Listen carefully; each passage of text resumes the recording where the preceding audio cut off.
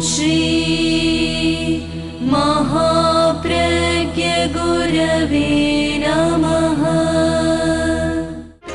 जिसके सांसों में रहता है शाश्वत शांति का स्पंदन, उस महाप्रज्ञ को वंदन, उस महाप्रज्ञ को वंदन। सत्य अहिंसा अनेकांत को अर्पित जिसका तन मन, उस महाप्रज्ञ को वंदन, उस महाप्रज्ञ को वंदन। जिसके सांसों में रहता है शाश्वत शांति का स्पंदन, उस महाप्रज्ञ को वंदन, उस महाप्रज्ञ को वंदन।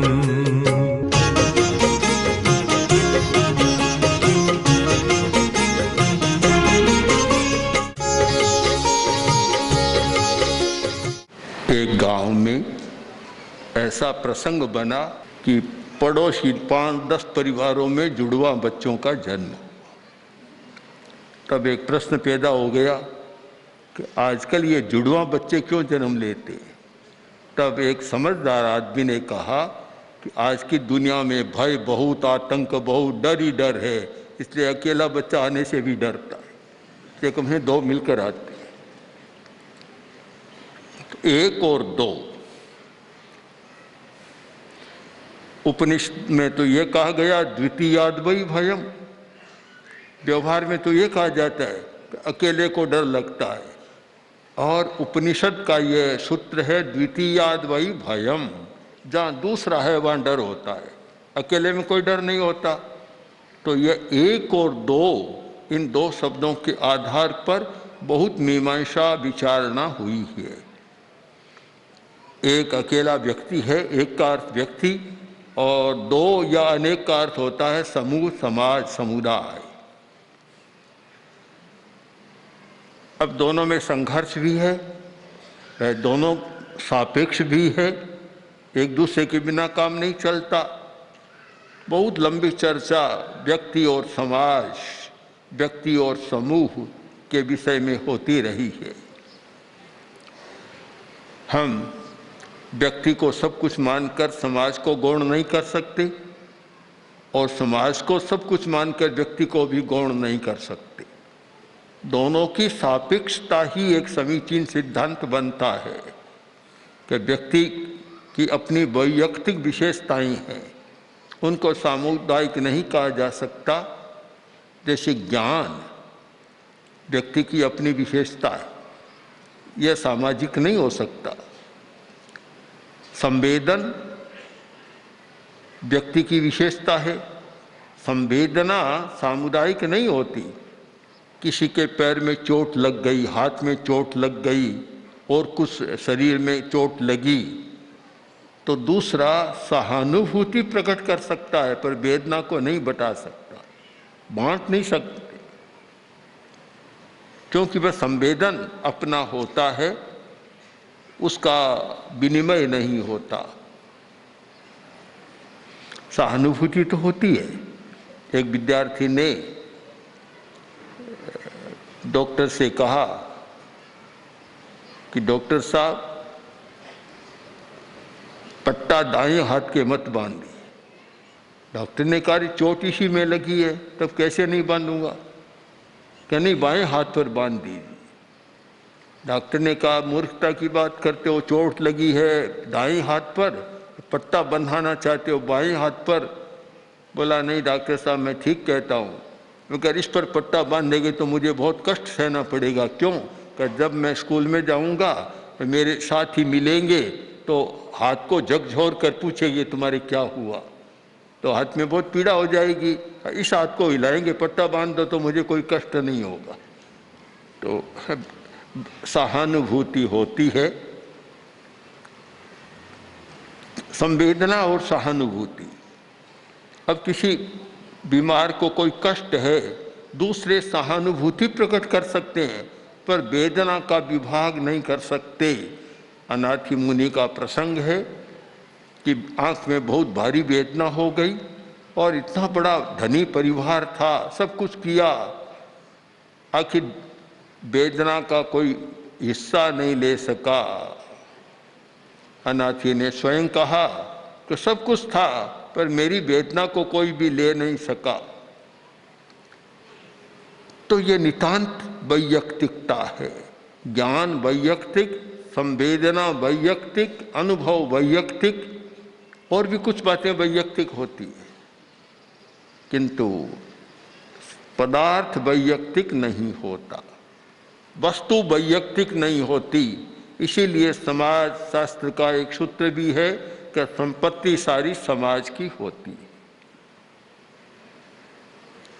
हमारे धर्म संघ का भी सूत्र है कि जो कुछ है वह सब संघ का होता है, व्यक्ति का नहीं होता। वास्तविक सूत्र है एकदम।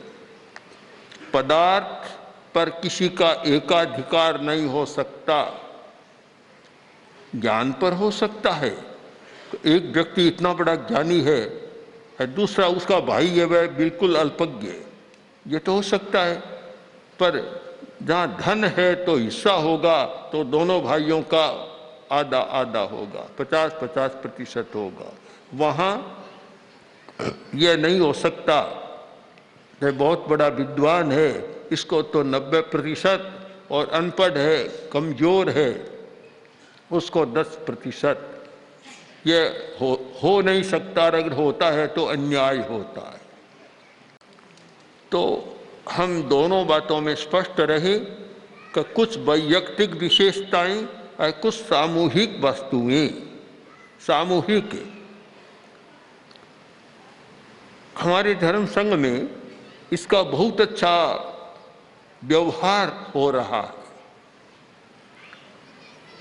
जैसे एक मुनि का पात्र है, उस पर नाम रहेगा मुनि मोहजीत कुमार। ऐसा लिखेंगे तो गलत हो जाएगा कि मुनि मोहजीत कुमार की पात्री, ऐसा लिखे तो गलत हो जाएगा। उस पर लिखना होगा मुनि मोहजीत कुमार की निस्त्रा में पात्र। इसका मतलब है कि उपयोग के लिए मेरे पास है संपत्ति संघ की, मेरी नहीं। मेरी नहीं, पात्र मेरा नहीं है।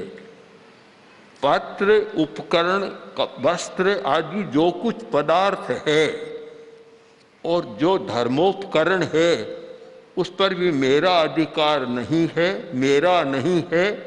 अगर कोई कह दे मेरी पात्री तो गलत होता है। मेरी निस्राय की पात्री मतलब काम लेने के लिए मुझे दी गई पात्री है।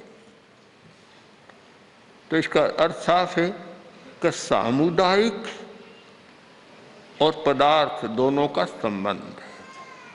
पदार्थ समूह का होता है, समुदाय का होता है, समाज का होता है, व्यक्ति विशेष का अधिकार नहीं होता। आज की समस्या तो यही है कि संपत्ति वैयक्तिक बन गई। यह संपत्ति की वैयक्तिकता ही आज समस्या पैदा कर रही है। उत्तराधीन सूत्र का एक सुंदर वाक्य है कि संयोगा विप्पमुक्कस्य अणगारस्य भिक्षुणो। साधु के 3 लक्षण बतलाए गए। पहला लक्षण है संयोग से मुक्त है। जितने संयोग हैं, माता पिता भाई अथवा पति पत्नी आदि आदि सारे संयोग हैं, इन सब संयोगों से मुक्त हो जाता है।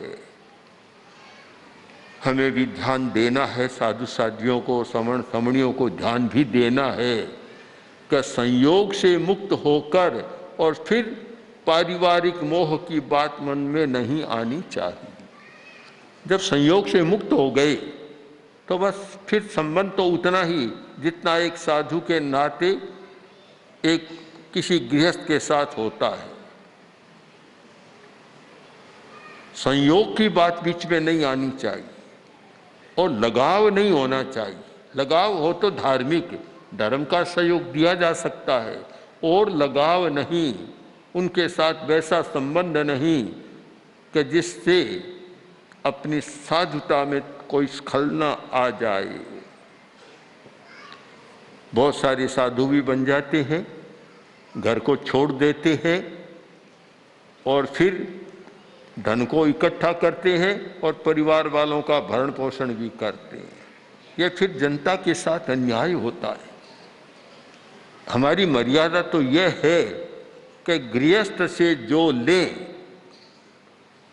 आवश्यकता हो तो रखें, आवश्यकता न हो तो वापस उसी को दें, किसी दूसरे को न दें। अगर दूसरे को दिया जाता है तो वह चोरी हो जाती है। चोरी है कि पराई वस्तु ली और फिर दूसरे को दे दिया, इसका मतलब चोरी है, साफ चोरी हो जाती है। और चौर्य महाव्रत का खंडन भी होता है। अप्रामाणिकता होती है, अनैतिकता होती है। अप्रामाणिकता है, प्रामाणिकता यह है कि जिससे जो चीज़ प्राप्त की और उसने संयमी समझकर दी तो उसका उपयोग हो तो करे, अगर लगे कि उपयोग नहीं है तो फिर उसी को दे वापस। अथवा वह कोई नाम बता दे कि अगर आपके काम न आए तो अमुक व्यक्ति को दे सकते हैं, तो उसको दें। किंतु अनुमति के बिना अगर ऐसा होता है तो वह चोरी है। तो सामुदायिक जीवन की कुछ मर्यादाएं हैं, उनको समझना बहुत जरूरी है कि समुदाय, समूह में जो नियम अलग होते हैं, व्यवस्थाएं अलग होती है और व्यक्तिगत जीवन की व्यवस्थाएं सारी अलग होती है। तो हम सामुदायिकता की नियमावली को भी पढ़ें, समझें कि सामुदायिकता में क्या क्या करनी होता है। कठिन बहुत है सामुदायिक चेतना का जागरण, क्योंकि मूल प्रकृति है व्यक्तिवाद। अपना सुख, अपनी सुविधा, अपना भोग, अपना धन, अपना मकान, ये सारा संयोग होता है। इसीलिए संयोगा विप्पमुक्तस्य, संयोग से मुक्त होना साधुता का पहला लक्षण है कि संयोग से मुक्त रहना। जितने भी संयोग है उनको मानना कि संयोग है और एक दिन निश्चित इनका वियोग होने वाला है, उनमें आसक्त नहीं होना, लिप्त नहीं होना है। ये संयोग मुक्त चेतना जब यह होती है तो हमारी पदार्थ के प्रति आसक्ति भी कम हो जाती है। अन्यथा पदार्थ के प्रति आसक्ति होती है। व्यक्ति समुदाय कब बनता है? व्यक्ति की अपनी वैयक्तिकता है, पर समुदाय कब बनता है कि वह पदार्थ के साथ जुड़ जाता है। पदार्थ के बिना जीवन नहीं चलता, इसलिए इस मायने में वैयक्तिकता नहीं है, सामुदायिकता है। क्योंकि पदार्थ के बिना काम नहीं चलता। रोटी, पानी, कपड़ा, मकान, दवा आदि आदि जितने पदार्थ हैं उनके बिना किसी का जीवन नहीं चलता, सबको चाहिए। गृहस्थ की बात नहीं, साधु का जीवन भी नहीं चलता। तो इस अर्थ में साधु भी सामाजिक प्राणी बन जाते, सामुदायिक बन जाते, क्योंकि समुदाय का पूरा उपयोग करते हैं। किंतु सामुदायिक चेतना को हम विश्लेषित करें तो हमें दो भूमिकाओं पर जाना होगा कि सामुदायिकता को कोई छोड़ भी नहीं सकता, इसलिए सामुदायिकता बहुत जरूरी है। और सामुदायिकता ऐसी भी नहीं होनी चाहिए कि जहाँ वैयक्तिकता को हानि पहुँचे। दोनों दिशाओं में चलना है, वैयक्तिकता को भी सुरक्षित रखना है और सामुदायिकता का भी उपयोग करना है। एक सुरक्षित रखने का प्रश्न, एक उपयोगिता का प्रश्न।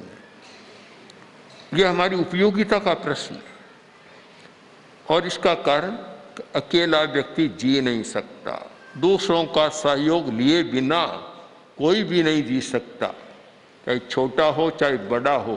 बड़े होते हैं उनको तो और ज़्यादा सहयोग की जरूरत रहती है, कोई जी नहीं सकता। इसलिए सामुदायिकता का सम्मान करना होता है कि हमारा जीवन सामुदायिक है।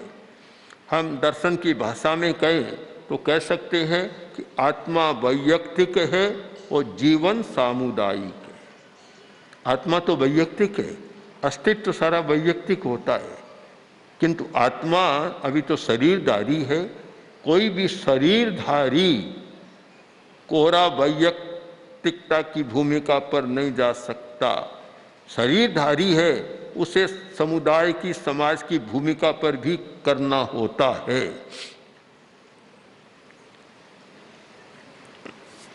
अगर कोरी आत्मा की बात होती, न तो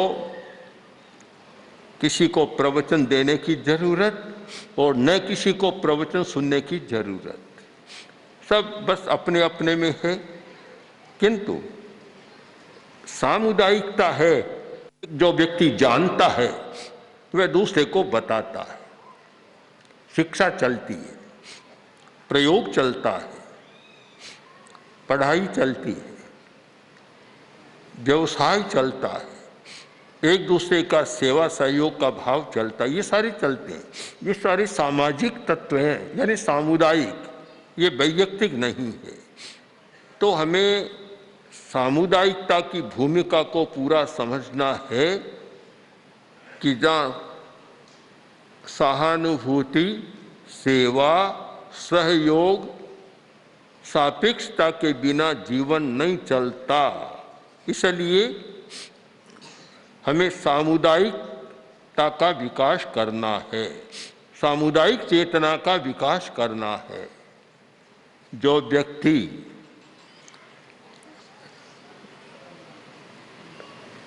अपने स्वार्थ में रहता है और सामुदायिक चेतना का मूल्यांकन नहीं करता, वह अच्छा जीवन नहीं जी सकता।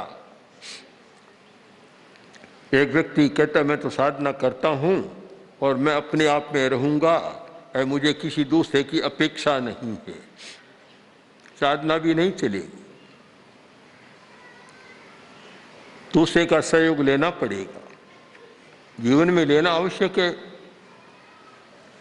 मैं तो यहाँ तक मानता हूँ कि कोई व्यक्ति हिमालय की गुफा में जाकर बैठ जाए, वह भी दूसरे का सहयोग लेता है, हवा का सहयोग लेता है, ऑक्सीजन लेता है, नदी का पानी लेता है, झरने का पानी लेता है, हवा लेता है, पानी लेता है, और खाने को वहाँ से चाहे पेड़ पौधे खाए के फल खाए, कुछ भी खाए, वनस्पति जगत का सहारा लेता है। सहारे के बिना शरीर नहीं चल सकता। हम साफ समझ लें कि आत्मा को किसी के सहारे की जरूरत नहीं, क्योंकि वास्तव में वह अकेली है, उसे किसी की जरूरत नहीं है। और शरीर सहारे के बिना चल नहीं सकता, क्योंकि शरीर स्वयं पदार्थ है, पदार्थ पदार्थ के बिना नहीं चल सकता। तो हमें स्पष्ट होना चाहिए कि कोई भी शरीरधारी दूसरे का सहयोग लिए बिना जीवन जी नहीं सकता। इसलिए सामुदायिक चेतना का जागरण जरूरी है। यदि सामुदायिक चेतना नहीं है तो फिर वे अवांछनीय व्यक्ति बन जाता है। शरीरधारी तो है और उसमें सामुदायिक चेतना नहीं है तो वह अवांछनीय व्यक्ति बनेगा। कोई भी उसको पास में रखना नहीं चाहेगा, किसी काम का नहीं है, निकम्मा है, हम क्यों पास में रखें। हमें तो वह चाहिए जो हमारा सहयोग कर सके। सहयोग एक इतना बढ़िया शब्द है कि योग सहयोग, एक साथ जुड़ाव है। तुम मेरा काम करो, मैं तुम्हारा काम करूंगा, यह सहयोग है, दोनों का एक साथ मिला हुआ योग है, अकेले का नहीं है। ये सामुदायिक चेतना का बड़ा सूत्र है, सहयोग। परस्पर में एक दूसरे का सहयोग रहे। और जब यह सहयोग मिलता है तो जीवन अच्छा चलता है। मैं अकेला रह गया, ये बात सुनने को मिलती है, मैं अकेला रह गया। यह सच्चाई है कि सामुदायिक जीवन में अकेला होना समस्या है और साधना के क्षेत्र में अध्यात्म की भूमिका में अकेला होना सर्वोत्तम बात है। कोई पूछे अकेला होना अच्छा या नहीं, तो आप स्पष्ट रहें कि समाज की भूमिका में अकेला होना अच्छा नहीं है और साधना के क्षेत्र में अकेला होना अच्छा है। पर वह साधना के क्षेत्र की बात समुदाय के क्षेत्र में न लाएं। कोई बीमार है, पड़ा है, कभी सेवा करो कि कौन किसका सगा है, आत्मा अकेली आती अकेली जाती है, मैं किस किस का करूँगा, यह दुरुपयोग हो गया। यह साधना की क्षेत्र की जो मान्यता है, व्यक्तिवादी मान्यता, उसका दुरुपयोग हो गया। आचार्य तुलसी ने बहुत वर्ष पहले जब बम्बई चतुर्मास कर रहे थे तब कहा था कि जहाँ व्यक्तिवाद है वहाँ तो समाजवाद का उपयोग हो रहा है, जहाँ समाजवाद है वहाँ व्यक्तिवाद का उपयोग हो रहा है। जहाँ अनैतिकता है, भ्रष्टाचार है। बस वैयक्तिक बात है। कोई कहे कि तुम अनैतिक व्यवहार करते हो, कि मैं क्या करता हूँ, सब लोग करते हैं। यह समूहवाद का दुरुपयोग हो गया कि सभी करते हैं, मैं अकेला थोड़ा ही करता हूँ। तो यह एक दुरुपयोग होता है और यह अपने स्वार्थ के कारण होता है। सामुदायिक चेतना का पहला एक व्यवहार होगा, उपयोग होगा कि स्वार्थ चेतना का सीमाकरण। यह पहला सूत्र होगा कि स्वार्थ चेतना का सीमाकरण। स्वार्थ को आदमी छोड़ तो नहीं सकता, क्योंकि स्वार्थ इतनी बड़ी प्रेरणा है कि कोई भी आदमी स्वार्थ को नहीं छोड़ सकता।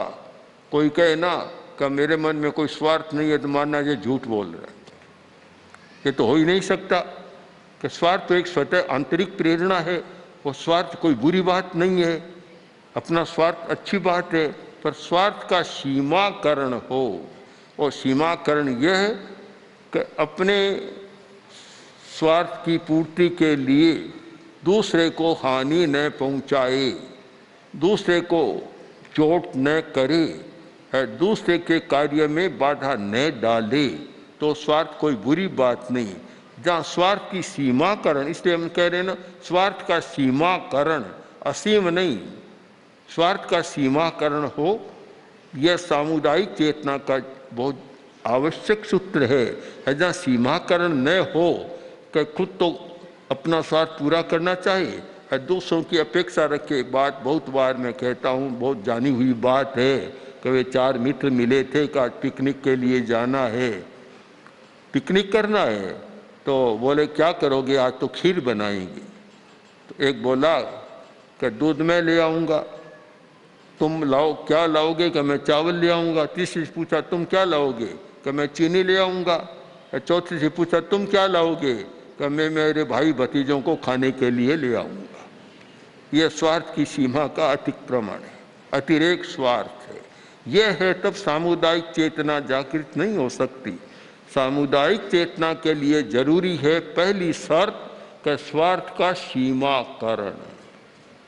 बस ये इतनी बात समझ में आ जाए तो फिर अगले सूत्रों के बारे में और भी चर्चा की जा सकती है। ओम आर्थ। ओम श्री महाप्रज्ञ गुरवे नमः। ओम श्री महाप्रज्ञ गुरवे नमः। ओम श्री महाप्रज्ञ गुरवे नमः। ओम श्री महाप्रज्ञ गुरवे